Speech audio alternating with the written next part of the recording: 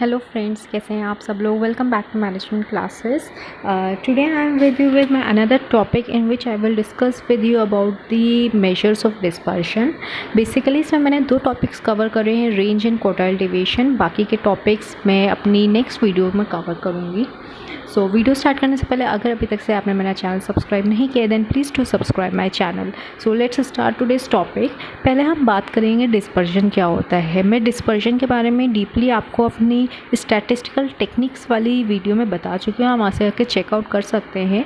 अगर मैं ब्रीफ में बात करूँ तो डिस्पर्शन मतलब होता है कि हमारी वैल्यूज़ कितनी स्कैटर्ड हैं, कितने डिस्टेंस पे स्कैटर्ड है, तो उस चीज़ को जो मेजर करता है वो आते हैं हमारे मेजर्स ऑफ डिस्पर्शन में।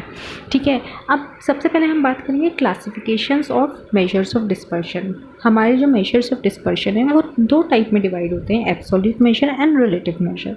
अगर हम बात करते हैं एब्सोल्यूट मेजर की तो वो क्या है, वो ये मेजर करता है कि जो हमारी वैल्यूज़ या जो हमारी ऑब्जर्वेशन स्कैटर्ड हुई हैं, ठीक है, वो कितनी है डिस्टेंस के टर्म पे, मतलब उनका डिस्टेंस कितने डिस्टेंस पर वो स्कैटर्ड हुई है, तो वो हमारा क्या मेजर करता है, एब्सोल्यूट मेजर करता है। अब इस मेजर को कैलकुलेट करने के लिए बहुत सारे मेथड्स हैं, वो आ जाते हैं आपके range, quartile deviation, average deviation of observation, जिसमें हम बात करते हैं mean deviation and standard deviation की। नेक्स्ट टाइप का मेजर ऑफ डिस्पर्शन जो आता है वो आ जाता है हमारा रिलेटिव मेजर ऑफ डिस्पर्शन। ये बेसिकली क्या मेजर करता है कि जो हमारे दो या दो से ज़्यादा जो हमारे पास डेटा सेट होते हैं या ऑब्जर्वेशंस होती हैं, उनको जो कंपेयर करता है उसको हम बोलते हैं रिलेटिव मेजर। इसमें बेसिकली कोफिशिएंट्स आते हैं, तो ये याद रखिएगा, कोफिशिएंट का मतलब होता है कंपैरिजन करना अमंग द टू और मोर डेटा सेट्स। इसमें हमारे किस किस के कोफिशिएंट आ जाते हैं, coefficient of range, coefficient of mean deviation, coefficient of quartile deviation, coefficient of variation and coefficient of standard deviation. अब हम एक एक करके इन सारे मेथड्स के बारे में स्टडी करेंगे। तो इस वीडियो में जैसे कि मैंने आपको बताया, मैंने सिर्फ रेंज और क्वार्टाइल डेविएशन के बारे में आप लोगों के साथ इन दोनों के बारे में ही मैं आप लोगों के साथ डिस्कस करूँगी। बाकी के टॉपिक्स, बाकी के मेजर्स मैं अपनी नेक्स्ट वीडियो में कवर अप करूँगी। तो सबसे पहले हम बात करेंगे रेंज की। रेंज का फॉर्मूला होता है highest value minus lowest value, या फिर हम ये भी कह सकते हैं upper limit minus lower limit. ये याद रखिएगा कि जो भी हम रेंज कैलकुलेट करते हैं वो हम फ्रीक्वेंसी से नहीं, क्लास इंटरवल से लेते हैं in case of continuous data. कैसे, वो मैं अभी आपको एग्जांपल्स के थ्रू बताती हूँ। अब पहला एग्जांपल हम ले लेते हैं अनग्रुप डेटा का इंडिविजुअल सीरीज़ से, जिसमें कि मैं आपको बता चुकी हूँ कि उसमें एक ही कॉलम होता है। तो इसमें पहले हम देखेंगे, ये मेरे पास स्कोर है 10 बॉयज़ का, ठीक है, एक टेस्ट में। तो इसमें हाईएस्ट वैल्यू कितनी है, 77, लोएस्ट वैल्यू कितनी है, 17। दोनों का डिफरेंस हमारा कितना आ जाएगा, range. Very easy and simple. Next हम बात करते हैं ग्रुप डेटा, जिसमें हमने बात करी है यहाँ पे कॉन्टिन्यूस डेटा की। तो यहाँ पे हमने क्या बोला था, रेंज में हाईएस्ट वैल्यू यानी कि अपर लिमिट। अब एक चीज़ और, ये जो एग्जांपल है मैंने जानबूझ के लिया है ताकि मैं आपको रिमाइंड करवा सकूँ inclusive series and exclusive series के बारे में। उसमें मैंने आपको ये बताया भी है कि अगर हमारे पास इंक्लूसिव सीरीज़ होती है तो हम उसको एक्सक्लूसिव सीरीज़ में कैसे कन्वर्ट करते हैं। Same here is a case, ये इंक्लूसिव सीरीज़ दी है, इसको पहले हमको एक्सक्लूसिव सीरीज़ में करना है। देख रहे हैं आप इसमें 29 और उसके 20 से 29 और फिर 30 से 39 क्लास इंटरवल्स है, मतलब एक कॉन्टिन्यूटी नहीं है सारे क्लास इंटरवल्स में, ठीक है। तो इसलिए ये इंक्लूसिव है, जहाँ पर अपर लिमिट नेक्स्ट क्लास की लोअर लिमिट में इन्वॉल्व नहीं है। अब इसको एक्सक्लूसिव बनाने के लिए मैंने आपको क्या बताया था मेथड, कि जो हमारे पास करेक्शन फैक्टर आता है 0.5, उसको हम लोअर लिमिट में सबट्रैक्ट कर देते हैं और अपर लिमिट में ऐड ऑन कर देते हैं ना। तो अब जब हम ये सीरीज़ बनाएंगे तो हमारे पास हाईएस्ट वैल्यू कितनी आ जाएगी, 79.5। हमने अपर लिमिट में उसको ऐड कर दिया 0.5 को, और लोअर लिमिट हमारे पास कितनी है, 20। जब हम 20 में से 0.5 सबट्रैक्ट करेंगे तो हमारे पास कितनी आ जाएगी, 19.5। जो दोनों का डिफरेंस आएगा वो हमारी आ जाएगी रेंज, जो है हमारी 60। ऐसे ही डिस्क्रीट सीरीज़ का केस भी होता है, उसमें हमारे पास दो कॉलम आ जाते हैं प्लस, तो हम उसमें जो x की वैल्यूज़ है उसमें से हम हाईएस्ट माइनस लोएस्ट कर लेंगे। तो हमारा डिस्क्रीट सीरीज़ का में कैसे रेंज कैलकुलेट करते हैं उसका आंसर आ जाएगा। एक चीज़ और, जितनी ज़्यादा हमारी रेंज होती है उतनी ज़्यादा हमारी वेरिएबिलिटी होती है, मतलब उतनी ज़्यादा हमारी जो वेरिएबल्स हैं वो एक दूसरे से वेरी करती हैं, सेम नहीं रहती हैं। और जितनी स्मॉलर रेंज होती है उतना ज़्यादा होमोजीनियस ग्रुप होता है, मतलब एक जैसा ग्रुप होता है। ये रेंज का कंक्लूजन है। अब हम बात करेंगे क्वार्टाइल डेविएशन की। मैं अपनी लास्ट वीडियो में आप लोगों के साथ डीपली डिस्कस कर चुकी हूँ अबाउट द क्वार्टाइल्स, तो आप वहाँ से जाकर थोड़ा रिव्यू ले सकते हैं regarding the quartiles, percentiles and deciles. Quartile deviation क्या होता है? It is a 1/2 the scale distance between the third quartile and the first quartile. ये याद रखिएगा, क्वार्टाइल डेविएशन में हमेशा किस किस का रोल आता है? Q3 यानी कि थर्ड क्वार्टाइल का एंड Q1 यानी कि फर्स्ट क्वार्टाइल का। और ये 1/2 डिस्टेंस है, इसलिए हम इन क्वार्टाइल्स को किससे डिवाइड कर देते हैं? 2 से डिवाइड कर देते हैं ताकि we can get the 1/2 distance. जैसे कि मैंने आपको बताया था ये एक एब्सोल्यूट मेजर है, तो यहाँ पर भी हम क्या मेजर कर रहे हैं? डिस्टेंस मेजर कर रहे हैं। तो ये क्या कहना चाह रहे हैं, जो क्वार्टाइल डेविएशन है वो 1/2 डिस्टेंस है किसके बीच में? Third quartile and first quartile के बीच में। ये एक सेमी इंटर क्वार्टाइल रेंज भी कहलाती है। ठीक है, एक जो सीरीज़ है वो 4, 10 या 100 पार्ट्स में डिवाइड होती है।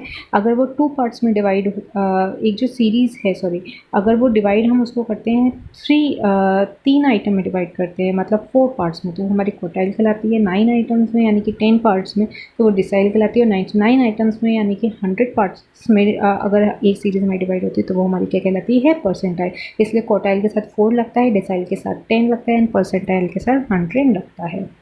ठीक है, नेक्स्ट पॉइंट है कि जो हमारी सेकंड क्वार्टाइल है वो और या फिर हमारी 5th डेसाइल और 50th परसेंटाइल वो हमारी मीडियन के इक्वल होती है। इन सब का कंक्लूजन मैं आपको ऑलरेडी बता चुकी हूँ। Now our next point talks about the value of the item which divides the first half of the series with the values less than the value of the median into 2 equal parts is called the first quartile and the lower quartile। मतलब first quartile या lower quartile वो quartile होती है जो series को first half में divide करती है। ठीक है, या हम दूसरे वर्ड्स में ये कह सकते हैं कि the point below which Q1 is a point below which 25% of the cases lie. जो 25% और 75% को अपार्ट करती है वो हमारी Q1 होती है।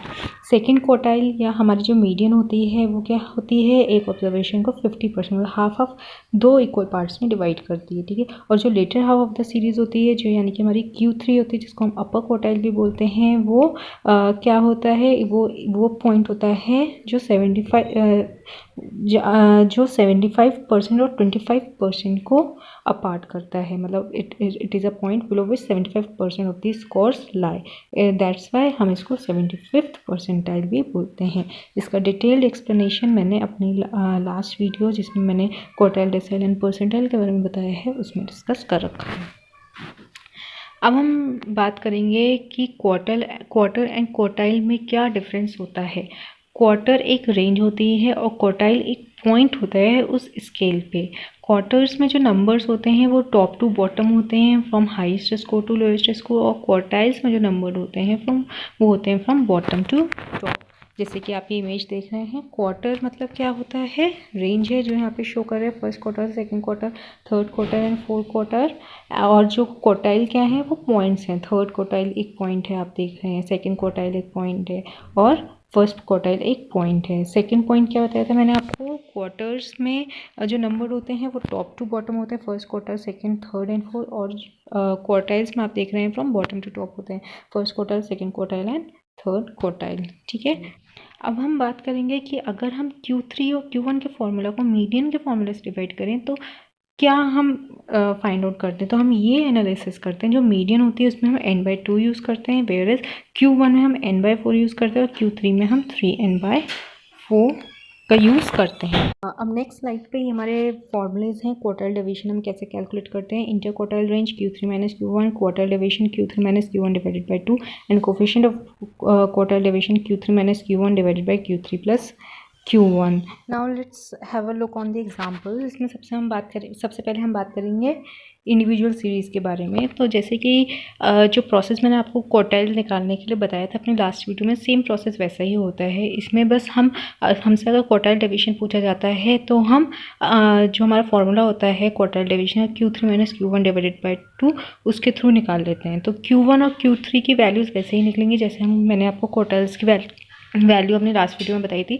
पहले हमने इंडिविजुअल सीरीज़ को असेंडिंग ऑर्डर में कन्वर्ट कर लिया। फिर यहाँ पर n क्या होता है, हमारा नंबर होता है ना कि सम होता है। तो Q1 क्या हो जाएगा, n+1 डिवाइडेड बाय 4। सिंस ये जो सीरीज़ है हमारी, ये हमारी सीरीज़ है 1 2 3 4 5 6 7 8 9 10 11 ऑड सीरीज़ है। तो इसमें बहुत ईजी हो जाएगी कैलकुलेशन। 12 डिवाइडेड बाई 4 जो हमारा आएगा, थर्ड टर्म जो है हमारा 7। ऐसे ही Q3 निकालेंगे 3n+1/4, तो हमारा 9th टर्म आ जाएगा जो है हमारा 22। Q1 निकाल लिया, Q3 निकाल लिया। अब हमको जो भी हमसे पूछा गया है उसको हम फॉर्मूले में वैल्यूज पुट करके हम अपना आंसर फाइंड आउट कर लेंगे। जैसे कि इंटर क्वार्टाइल रेंज निकालनी है Q3 माइनस Q1। Q3 हमारा कितना है 22 माइनस Q1 कितना है 7, तो हमारा रिजल्टेंट क्या आ जाएगा 15। ऐसे ही क्वार्टाइल डेविएशन में हम वैल्यूज पुट कर लेंगे, हमारी क्वार्टाइल डेविएशन आ जाएगी। कोफिशिएंट ऑफ क्वार्टाइल डेविएशन में भी हम वैल्यूज पुट कर लेंगे, तो हमारा क्वार्टाइल डेविएशन आ जाएगा। सिंपली जो हमको फॉर्मूला दिया हुआ है उसमें हमको ये देखना है कि वो फॉर्मूला हमसे क्या डिमांड कर रहा है। तो क्वार्टाइल डेविएशन में हर फॉर्मूला हमसे दो चीज़ें डिमांड करता है, Q1 एंड Q3। तो हमको Q1 निकालना है, Q3 निकालना है। इंडिविजुअल सीरीज़ है तो उस हिसाब से, डिस्क्रीट सीरीज़ है तो उस हिसाब से, कॉन्टिन्यूस सीरीज़ है तो उस हिसाब से। नेक्स्ट सीरीज़ की हम बात करेंगे डिस्क्रीट सीरीज़ में। डिस्क्रीट सीरीज़ में जैसे कि मैंने आपको बताया था, मीडियन एंड क्वार्टाइल्स में हम CF निकालते हैं, उसके थ्रू हम आंसर देखते हैं। तो Q1 के लिए हम क्या करेंगे, n+1/4। इसमें n हमारा क्या होता है, टोटल होता है फ्रीक्वेंसी का, जो हमारा 200। तो हमारा क्या टर्म आया 50.25। अब CF में देखेंगे 50.25 से बड़ी कौन सी वैल्यू है हमारी 70 के अगेंस्ट हमारी x की क्या वैल्यू 16, वही हमारी Q1 हो जाएगी। उसी तरीके से हम Q3 निकाल लेंगे, वैल्यूज फिर हम फॉर्मूले में पुट करेंगे तो हमको हमारे डिस्क्रीट सीरीज़ के अकॉर्डिंग आंसर मिल जाएगा। नेक्स्ट हम बात करेंगे कॉन्टिन्यूस सीरीज़ में। कॉन्टिन्यूस सीरीज़ में भी हमने CF कैलकुलेट कर लिया। CF कैसे, CF और फ्रीक्वेंसी की फर्स्ट डिजिट सेम होती है, उसके बाद हम ऐड ऑन करते जाते हैं 8 + 16 24 + 22 एंड सो ऑन, ठीक है। और CF की जो लास्ट वैल्यू है वो हमारी n यानी कि टोटल सम ऑफ फ्रीक्वेंसी के इक्वल होनी चाहिए, जो आ रही है हमारी 118, यानी कि हमारी CF सही कैलकुलेट हुई है। अब इसमें हमारा सेंस फॉर्मूला क्या होता है, L+n/4 Q1 के केस में, और Q3 के केस में 3n/4 माइनस CF/F × I होता है। तो सबसे पहले हम Q1 अगर कैलकुलेट करते हैं, Q1 के लिए क्या होगा, n/4 मतलब 1n/4 जो हमारा आ जाएगा 118 डिवाइडेड बाई 4 29.5। उससे बड़ी CF में क्या है वैल्यू, 29.5 से 46। उसके अगेंस्ट क्लास इंटरवल हमारा 29.5 के अगेंस्ट हमारी क्लास इंटरवल 29.5 से बड़ी वैल्यू हमारी 46। उसके अगेंस्ट क्लास इंटरवल है हमारा 20 से 30। तो हमारी लोअर लिमिट कितनी हो गई 20। अब उस क्लास इंटरवल के ऊपर वाली CF कितनी है हमारी, क्यूमुलेटिव फ्रीक्वेंसी 24। तो हमारी क्यूमुलेटिव फ्रीक्वेंसी और नॉर्मल फ्रीक्वेंसी उस क्लास इंटरवल के सामने वाली होती है जो है 22। और I की बात करें, I होता है डिस्टेंस क्लास इंटरवल के बीच में, जो है हमारा 10। तो इन सब वैल्यूज़ को जब हम फॉर्मूले में पुट करेंगे तो हमें Q1 कितना आ जाएगा 22.5। उसी तरीके से हम Q3 निकालेंगे, डिफरेंस इतना रहेगा। Q1 में हम n/4 लेते हैं, मतलब 1n/4, Q3 में हम 3n/4 करेंगे। तो जो हमारा रिजल्टेंट आ जाएगा Q3 वो आ जाएगा हमारा 45.2। फिर हम इंटर क्वार्टाइल रेंज निकालेंगे, क्वार्टाइल डेविएशन निकाल लेंगे, और उसी तरीके से हम कोफिशिएंट ऑफ क्वार्टाइल डेविएशन में निकालेंगे। सिंस हमें सबसे पहले क्या करना है, Q1 निकालना है और Q3 निकालना है। जो भी वैल्यूज़ आएंगे उनको हम फॉर्मूले में पुट कर देंगे तो हमारा क्वार्टाइल डेविएशन निकल जाएगा। सो दैट्स ऑल अबाउट टुडे। इसमें हमने बात करी रेंज और क्वार्टाइल डेविएशन के बारे में। नेक्स्ट मेजर्स के बारे में अपनी नेक्स्ट वीडियो में आपके साथ डिस्कस करूँगी। So that's all. अगर आपको कोई क्वेरी है तो please mention me in my comment box and don't forget to subscribe my channel. Thank you so much.